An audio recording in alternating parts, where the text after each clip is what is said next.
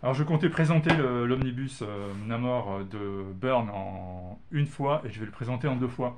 On va commencer par faire ce qu'on appelle un unboxing, c'est-à-dire le fameux déballage où les youtubers qui généralement sont sponsorisés par les maisons d'édition déballent leurs trouvailles. Alors nous on n'est pas sponsorisé, on a payé 90 euros, 90 euros, j'entends bien, et c'est normal, ça les vaut, chez Panini Comics pour avoir l'édition spéciale avec la couverture de Jaeli. C'est la raison pour laquelle j'ai investi là-dedans, donc c'est un objet de collection. Et ça, c'est le colis tel qu'il est arrivé. Je précise que je n'ai pas touché, je n'ai pas modifié. C'est vraiment le colis tel quel. Donc vous voyez, il n'y a absolument aucune fermeture valable. Ça s'ouvre. Là, c'était déjà ouvert. Donc vous aviez déjà le colis ouvert. Et alors regardez bien, c'est très spectaculaire. Je vais sortir l'omnibus en direct. Donc l'unboxing le plus pathétique que j'ai fait de toute ma vie. Et voilà ce qui sort. Alors l'omnibus n'est pas abîmé. Il faut quand même il faut quand même le dire. Hein, il n'est pas ruiné. Il n'a pas été enfoncé dans les coins. Le film plastique, il est totalement déchiré. Donc après tout, pourquoi pas. Hein. Voilà comment ça se présente. Pour que vous compreniez bien la situation, voilà l'emballage. Hein. D'accord. Donc 90 euros, objet de collection. Il n'y a rien pour le protéger, rien pour renforcer. Voici la solidité, regardez la solidité du carton, hein, deux doigts. Regardez, je pense ça avec deux doigts. Voilà. Pour vous dire à quel point c'est solide. Je suis consterné.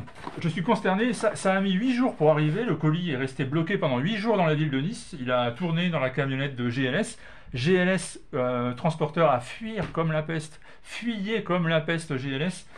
N'ayez jamais recours à leur service. Et quand enfin il arrive après 8 jours et 7 coups de téléphone de protestation au service client, voilà ce qui arrive. Un misérable carton avec un omnibus, certes, qui n'est pas abîmé. Enfin, on se demande bien comment. C'est un véritable miracle. Et ça, l'emballage, par contre, on pourra dire ce qu'on veut, mais c'est pas le GLS qui est en cause. C'est Panini Comics. Je ne comprends pas comment un éditeur aussi important, qui a une telle visibilité, qui a finalement des moyens bien supérieurs à d'autres éditeurs, comment c'est possible d'envoyer un omnibus qui vaut 90 euros dans ces conditions. Je répète, c'est consternant.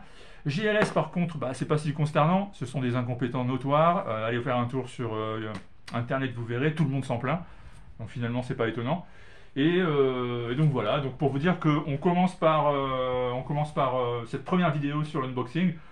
Demain, je vous présenterai l'omnibus en tant que tel.